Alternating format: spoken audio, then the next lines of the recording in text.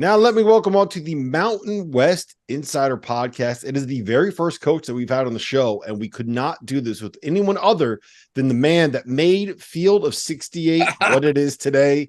That is Coach Tim Miles of the San Jose State Spartans. Tim, you are, as of today, in first place in the Mountain West. Nobody in college basketball has a better record than you because it's impossible to be better than undefeated 1-0 San Jose State. Timmy, what's going on, man? How you doing? Again, here we are at the top. At the top. Top of the Mountain West, old San Jose. Here we go again. I don't know how long you're going to be there, but enjoy it while you're there, right? Hey, you wearing that Aztec shirt. I don't know if I'm even talking to you today. I rep winners. You do. Listen, last I checked, these guys were pretty good last year. They're pretty good. And honestly, like, it was good for your league too. I mean, that's the other part of what they did and how they did it, to me, was great for your league last year. Well, some of the rap on the Mountain West, quite frankly, and even, I've been in it twice, 5 years at Colorado State. This is my third year at San Jose State.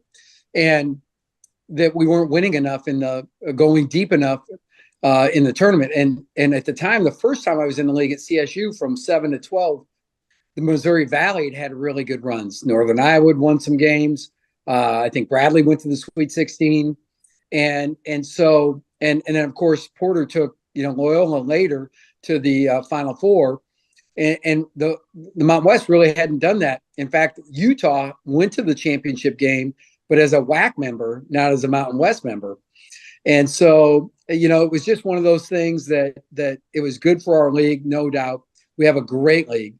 And, it just also tells you how special it is to make a deep run in the NCAA tournament, that a lot of things have to go right. And whether it be matchups or luck or whatever it might be, because there are so many good teams once you get down, and it's a one and done element, which makes it so exciting too. But it was great for our league, and I'm happy for Brian Dutcher and his staff. They're great guys and do an outstanding job. Yeah, I think everybody loves Dutch. I mean, that's the one thing I think. I believe he was on Inside the Mind of Miles, by the way. I think, you never had him on? Podcast that created some real resolve for the Field of 68. He probably snubbed you like many others. Just the media guys. That's right. Go ahead, Rob. No, well, what I was going to ask you, Timmy, is that I think part of what helped San Diego State on their run was that they didn't end up in that like 10, 11 seed range. They were a 5 seed, right? And they still had to pick up some big wins along the way. But to me, it just kind of goes to show the importance of games in November and games in December, and being able to build up that non-conference schedule and being able to have a conference that has a good enough like net score overall, where you're going to be able to get more teams that are 5, 6, 7s, as opposed to having a bunch of teams that have to beat those 5, 6, 7s to get to the tournament. Well, and the other one you end up in is the 8-9 game. And you end up with that, whatever the number is, I mean, first of all, 8-9 is a toss-up game every time. And the Mountain West was ended up in 8-9s forever. So that was one thing. The second thing, I think, was the confidence building that when San Diego State just slid by San Jose State in the Mountain West semifinals, that had to be a big confidence builder for him too. That's when Dutch felt good about him. He knew. Right? Then he knew he could make a run. Then he's like, if we can beat those guys. Right. If he could outcoach Timmy Miles' Spartans, then we can run to this fight. Who has coached 800 career games now, by the way. I have. Yeah. You are now. Congrats. You have hit the top 40 of active coaches in wins right now. Did you know that? Well, I didn't know that. Thank you. So let's get one tonight too. I got a game tonight to worry about. So I know that's the greatest part. We are recording this just hours before a monumental game against Bethesda. Yeah. Now, is Bethesda from Maryland? California? Where are they from? California, more California-ish. Yeah. All right. Yep. All right. One of those clubs that non-Division I, and you just hope you go out and play well and try and get a victory, and everybody stays healthy. And then that's how you get to the top 40 of active coaches. Well, Tim, you've been at the non-Division I level before, right? Yeah. You've been at the Mayville State, level. Southwest Minnesota State, even NDSU was Division II for a few years. And then you took them into Division I. They were mid-major. You won a game with them. You've been in the Mountain West before. You've been in the Big Ten. One thing that Goodman's kind of been beating like a drum over the course of the last 4 days is the start of college basketball season and how it's not there's not enough buzz, there's not enough pop, there's no like excitement about opening day. We just kind of like limp in, and then, oh, by the way, you got San Diego's you have St. Mary's playing New Mexico, and all of a sudden it's like, oh, you know what, there's games going on. There's been games going on for 3 days. You've been to the different levels, you know the different needs that each of those different levels have. How would you fix it? And does it need to be fixed, the start of the college basketball season? So every team is different. Younger teams need to grow and develop and learn how to win. But with the COVID years and older teams and the way teams are older and kids now are foregoing pro careers because of the NIL deal, college basketball is older than ever the last time. Now, certainly with COVID, that'll get a little less. But I think with NIL, you're going to see teams get old and stay old, especially in the transfer portal. So to support the argument there should be more marquee games early, I would say that, yeah, now is the time. Traditionally, you always kind of had a new team. You were always kind of building and trying to figure it out. So everybody's got a new team now, Tim. Everybody's got a new team. Yeah, but the difference is obviously what we just said, which is like I have 5 freshmen, right? Because we have no NIL dough. And for other teams that can bring in guys, they're bringing in experienced guys. So I do think whatever happened to the Champions Classic, and they moved it back a week because of voting day, and now what I'm told is Calipari doesn't want to play it the first week again. He doesn't? No. And he's running that show? Well, you would think, right? Yes, likely. Like it's not John Shire running it, trust me. Yeah. Well, so who's running it, right? Always. So, the road goes through Raleigh, the road goes through Lexington. And so we know that all of these events, I think tonight, New Mexico, St. Mary's, great mid-major plus game, right? But West Coast. Look, I just want everyone to know that was Timmy Miles that said it. We did not say it. We do not view the Mountain West or the WCC as a mid-major here on the Mountain West Insider podcast. That is our official stance. We're planting our flag in the ground. This is not a mid-major league, Tim. It's not a mid-major league. How many clutches you put, it's high major. It's high major basketball. Yeah, I mean, there's no doubt about it. I mean, it's major college basketball. That's right. So getting back to your point, I don't disagree with you guys. I know for me, 5 freshmen, I'm only playing 9 scholarship guys right now. I'm down 2 starters. I want to ease into this. And taking Irvine made me want to vomit for a month straight. But we managed to, slip by. Now we've got a non-Division I feel a little more comfortable about, still worry about 1,000 things. Then we go play at Texas Tech, and then we're in the Virgin Islands, Paradise Jam, because I like to get sun. So when you look at these things, I think that coaches don't love the marquee matchups right away. But if you're building like on our level, which is major college basketball, and what Randy's doing and Richard's doing by playing an important game like that early, I think are really, really important. And we all need those things. My problem is Randy, who's got a top 20 team, and I love him and I respect the hell out of him, playing Stanislaus State. Yeah, Stanislaus. So I get that. I get opening night. I understand what you're saying. And but normally, like I thought Nico Medved playing Louisiana Tech, that was a pretty ambitious opening schedule. Our schedule against Irvine, like I said, I think there are some guys that have done it. But at the same time, it might take an event, like the old Gavitt games with the Big Ten. We knew we were always going to play that early. We had the Big Ten ACC Challenge. You kind of knew you had, and then you were going to have an MTE. So you were taking a bye game for the opener. You were going to take somebody small because you knew you had this week, you had that. 2 weeks later, you were going to travel and have that. Coming back off that, you wanted a smaller, talented, smaller school. And Doster. I just like remember. Just remember, Doster, 1 year at the Big Ten tournament that I had given Timmy Miles the Cupcake Award when I went through all the rundowns of the top non-conference schedules and the worst non-conference schedules. So I had given him the Cupcake Award. So he actually brought me a cupcake on Big Ten Media. So, perfect. and I ate it on live TV too. And so, do an interview. Wait, you brought him the cupcake and then you and ate the cupcake that you brought him? I'm good. Yeah, I ate it. Yeah. So I just spit on him on live TV. So it worked out well for everybody. I just want to recap what's happened in this podcast so far. We found out that that you are nervous about playing a game tonight, even though you're here talking about spitting on Jeff Goodman. We learned that Goodman is blaming John Calipari for everything that's wrong with college basketball, which, shocker. And Goodman just threw Randy Bennett of St. Mary's under the bus for wanting to play a home game and not having all the high majors afraid of actually going into that building and playing him. So this is and by the way, Jeff, and you're exactly right, Rob. So Jeff, I asked everybody in the West to, for openers and stuff like that. Hey, I'll come UCLA. And it was no. And there's nobody telling Randy Bennett that they're going to play him. Right. Like there's and the Mountain West but they should, because to be honest, Randy's got a really good team. It's only going to help their net. It's not going to hurt him. Yeah. Just hurt your feelings a little bit. Yeah, whatever. Like, again, I understand it 10 years ago, St. Mary's, if you're playing them then, it might be a little bit different.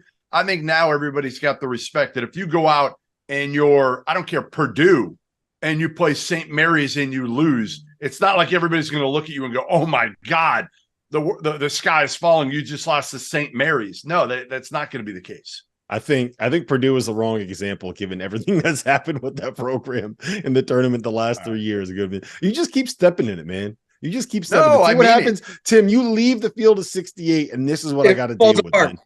Pulls apart. All right, and it doesn't surprise me. And he's wearing a medium T-shirt. He doesn't even have the right size on. Look how tight it is in his shoulders. He's always got the chicken neck going. There it is. How's that? Better? Get a new shirt, Goodman. Tim, I do want to ask you about your team, and I want to talk a little bit about what you got. Let's talk about me for a second. Yeah. We know you like that. You got 5 freshmen. You mentioned you were down 2 starters, and you still go out and you beat a really good UC Irvine program that is consistently contending for league championships. They've been in the tournament recently a couple years. Who impressed you? Like who did you get? I know Trey Anderson had 19. You got 17 out of the Gorner kid. Yeah, your point guard Cardenas had 11-7. Like who did you get a performance out of that you maybe didn't necessarily see that coming? Well, that's a good question. I think William Hoomer did some good things as our backup center. I was really hoping you were going to say the head coach, but there's natural assumptions in this world, and so I just kind of bypassed it. So as you look at that, I think that our center play was, we got good looks, and you need to be productive against Irvine because their size is so good and what they do. And so I was happy with that. We're going to rely on those 4 guys: Myron Amy Jr., Alvaro Cardenas, Tibet Gorner, and Trey Anderson are going to have to carry us. We need to get Rob Baihola, our starting center, healthy. He's not there. Garrett Anderson, who started for us at 2 guard, we need to get him healthy. DJ Sykes, we need to get healthy. Those young freshmen, Ricky Mitchell, Latrell Davis, Pasha Gadravi, somebody's going to have to be ready to be one of those complimentary guards for us. We do that, we'll be tolerable. We'll be okay to watch. You'll stay up late and say, well, I'm glad I did that. If we don't, then you'll go to bed. Do you feel much better, though, after this game? Because I know going into the season, you were a little nervous. I mean, you're a nervous guy anyway. But after that opener, do you feel a little bit better? Or is it still like, hey, you know what? I still don't really know what to expect yet. Yeah, I like to call it like anxiety, guilt, and fear more than just a little stressed or nervous. So I grew up Catholic, so fear, worry, doubt is where we live. And that's what made me a good coach, I think, because Tom Izzo taught me that if you don't live in misery, you're not much of a coach, right? He does that well. He does that well, doesn't he? He does. And as you look at this, I don't even know what question you asked, but I'm just going to give you whatever answer. How much better you feel about your team maybe today than you did 5 days ago? I do. I felt better after we scrimmaged Arizona State in that secret scrimmage. We ended up in overtime. Trey Anderson fouled out with 6 minutes to go we had a 6 or 7 point lead. And then, so one, it taught me the value of, really he's a real important factor to our team. Second of all, I feel better. Winning makes you feel better, but at the same time, John Wooden in his book, Modern Basketball Principles, you can't have delusions of persecution and illusions of grandeur, right? You just find out, okay, that was a test. We were not favored in that game. When I looked at Ken Palm, they had him winning by 2 or 3 points. And I'm sure those other folks just east of us and a little bit south had it even more, I'm guessing. But to overcome that and find a way to win, I think was great for our guys. And tonight will be good. And then Texas Tech will be a huge test because they're tough in that gym. And I feel better about us. We need to get healthy, and we need a lot of stuff to go right to go out and win 16, 17, 18 ball games. Well, how does a win like that build confidence for your group, right? Like, you know what it's good for? That's great. And it does build confidence. Because the guys that are sick of hearing that Omari Moore is not walking through that door, who was the player of the year in the Mountain West last year, right? And they're also worried, like, okay, where are we going to get our scoring? Where are we going to get our go-to stuff? And you have to figure that out. And those 4 guys I talked about earlier, those 4 guys have been with me 3 years, are going to be the guys. And then we're going to have some emerging guys too. But why that win is really important. It's important for the Mountain West to get multiple teams in the NCAA tournament. Totally. That's what the deal is, right? And really that's why that bottom half of the league, that quite frankly, San Jose State has been a bottom half of the league team and the bottom of the league in the Mountain West for 9 years. For us to raise the level of the league, we have to do our part. And that's why that win was important. Well, that's what you did last year, right? I mean, that was huge for you guys last year. Is, again, like you said, if you can have the bottom winning games like that and the top avoiding upset losses, people don't understand how important. I think people in the Mountain West do, who follow the Mountain West, because they've been dealing with this for years, how important November and December is. You try to tell people, I understand teams can get better. Unfortunately, that's not the way our system is built. No. The sausage is made now. Right. Exactly. People don't want to hear it, but it's true. If you don't win in November and December, you can be great in February as a league, and all your teams could have gotten much better. It doesn't matter. No, not with the net. Not with, I think Bruce Rasmussen said it. Remember, it's like a golf tournament. Every shot counts in every round, whether it be the first round, the second round, or the final putt of the final day.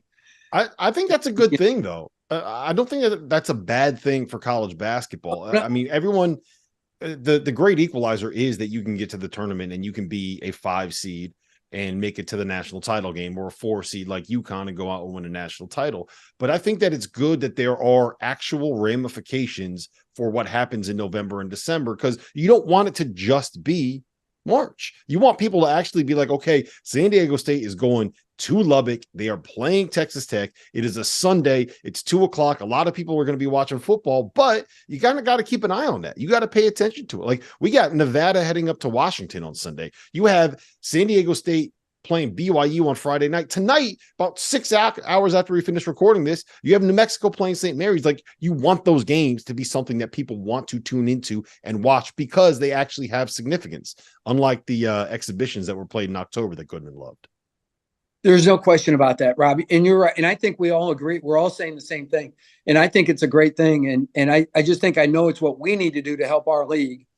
And hopefully we can be one of those. Last year, quite frankly, we're 2 buckets away from being an NCAA tournament team. And people look at me like I'm crazy, but we lose on a last-second shot at Boise, and we lose on a last-second free throw at Utah State to lose by 1 and 2. And, we win those games and do our, like, we already had more quad 1 wins than teams that made it to the NCAA as at-larges. And we didn't make the NIT. We ended up in the and I was happy to end up in the CBI for these guys. But like, the margin of error is so small on every one possession. And that's why, it's cool. And we have a lot of games and you have to consider that. But I still think our system can be improved, because right now, we have a quad that doesn't even exist and it hurts you, and it's quad 3, right? And, quad 3 games are the worst games you can play. And we kind of fall into some of those, like a team like San. So, I think that we can still tweak the system to make it better. I think we should maybe divide them into thirds instead of quads, because you have your low end quads, but I still think there's that top part of the third. They're already they're already splitting the quads in halves, right. When you talk to committee members. Yep. So they already know that, this part is good, but this part is better than you think. So that tells me if we're already quartering our quads and we have too many, I personally think we should get rid of the quadrant system because, like, if we're being honest, if you're comparing winning at home against the number 1 team in the country versus winning on the road against the number 75 team in the country and saying that those are comparable victories, what are we doing here? They're not. Yeah. It's not even close. They're not. And I think that they did a good job, not just completely relying on the RPI. I mean, I think when I was at Colorado State my last year, we were like 20 the hell out of it, man. You were. I remember someone like whoever had the consistently highest RPI. Wasn't Miles, Colorado State. Somebody had to be in charge of that schedule. It was not Miles. It was me. We played a non-division I, and then I scheduled the game short. And my athletic director at the time comes, why aren't we playing all the games? I'm like, you think I want to go to Northern Iowa or buy 300s? No way, dude. Just don't play the game. You're way better off for it. And it was funny. It was good, but you could do that. You can't really game this. Although you don't know what you're gaming, Tim. You don't even know what you're gaming because there's no. Just it. They're a little bit in love with Ken Pomeroy, and his computer. Yeah. And I don't know. I mean, it's a little bit. I like Kenny and all, but his computer kind of aggravates me. Yeah, we all love pom-poms, but yes, I agree. All right, let's get to the San Jose State program and kind of what you've been able to do since you've been there. And obviously, when you took it over, it was let's be honest, it was one of the toughest jobs, one of the worst programs. Jeff, period. They call me coach. They call me Coach FEMA. I only take over disasters. So, all right, tell me how, because the great thing about you is you are a really good coach and you're a great salesman as well. And you bring energy, which is, I think, the perfect fit for a place like San Jose State because they needed that energy. How has that been for you to try to connect with the fan base and get them excited, especially with last year, with the success you had kind of out of nowhere last year? Yeah, so that's your job, right? Is to kind of revive things and try and connect with people, and this is probably my greatest challenge because we're in such a busy part of the world with a heavy pro sports culture, so many cool things to do. I mean, I remember my son came out to see me a year ago. It's 2 years ago. We took off at 11 a.m. after practice. We went to a redwood forest, spent an afternoon there. Then we drove up Highway 1, had lunch oceanside on a beach in Capitola Beach, drove up Highway 1, and went to a Golden State Warriors game and saw Steph Curry get 45. And I said, Gabe, this would take us 3 years in Nebraska to get all this done. And we did it in 12 hours. So, I mean, it's a cool place. But how do you move the needle? How do you capture people's attention? And really, you just tell your story. You're right, exactly right, Jeff. You get out and you play golf with people and you hang out with people and you go to the local pub and have a cold drink with somebody and just spend time and tell them about what your vision is and where you want this thing to go and how we can do it and how they can impact winning and get the students involved. Right. And I think that's really important. I've seen more and more of that. I think, the very first year we still had COVID restrictions in Santa Clara County that we had, attendance restrictions. So that was a mess. We were coaching in masks, doing the whole thing. So you throw that one out. And then last year, I was a little disappointed we didn't have bigger crowds with, the way that it was really a special season that way. You got to start, Tim, you got to get back to the old school and go out to the dorms and start knocking on doors. I don't think you're going to give them Bud Light or anything like that because they're a little underage at the dorms, but maybe something else, maybe some candy or something. Just roll a keg up to the frat houses, Tim. Roll a keg up to the frat houses. You're right. Good. I want to keep my job, guys. Okay. I don't want to go back to the media world and revive some struggling Field of 68 type of endeavor and try and breathe life into it and see if we can get this thing, going. Give it a heartbeat. All right. I got one more for you. You mentioned your son. He is going to be a sophomore at North Dakota State. Freshman at North Dakota State. And runs track there, right? And he's a part-time basketball manager. and you guys are playing North Dakota State twice this year, home So and away. And my daughter's out here at San Jose State, by the way, and she takes all the digital pictures at games and does an outstanding job. Gabe's a Division I athlete. We met your daughter. Yeah, we met your daughter last year. The Final Four. Yeah, she's great. 2 years ago, was that New Orleans? Final Four. Yeah, New Orleans. Final Four. Yeah. So I had 7 games to get in June. Everybody was kicking scheduling back and back and back. That's the other thing that hurts scheduling, you guys, is the transfer portal and all the stuff that happens with all the spring recruiting now. Yeah. You just kick scheduling down the road, and that hurts us. That hurts the schedule. That hurts the what's going on. So I had 7 games to get. So in one day, literally took Montana home and away same season, North Dakota State home and away same season, and scheduled Irvine as my opener. I was just having a bad day. and we did it because, we had a little bit of a retraction in our budget when it came to buy games from the previous year. So I couldn't buy as many games. But Dave Richmond just said, hey, I think Gabe Miles wants to see his old man in person more often. Does he really? Yeah, no, he doesn't. That's just it. He's already tired of me Snapchatting him. And so he says, and I just you're right, Dave. He just got me. Dave Richmond, he's sly. Smart man. Man. And so great set of shoulders on him, right, Tim? He's got shoulders now. We call he's a good bodyguard when you need him at the Final Four. All right. Well, listen, we're going to let you go because I don't want you to be outcoached by Julio Lopez tonight. Here's the deal about this one. This obviously is the best episode of the Mount West podcast that'll probably ever happen. So you're welcome, boys. We came out strong. We did what college basketball didn't do. You think Leon Rice can do this? We came out strong. Oh, Leon's going to be good. We're just going to have Leon's kid make fun of Leon. Now that's a podcast. He'll do that. Tim, as the professional media member here, I need you to take us home. Close out the podcast. Ladies and gentlemen, you're going to love the Mount West podcast. Catch Jeff, catch Rob every week, wrapping up what's going on, the exciting things in the Mountain West. They've got it for you. They know all the guys. They know all the background information. And if you want the good information, this is where you're going to come from Mountain West.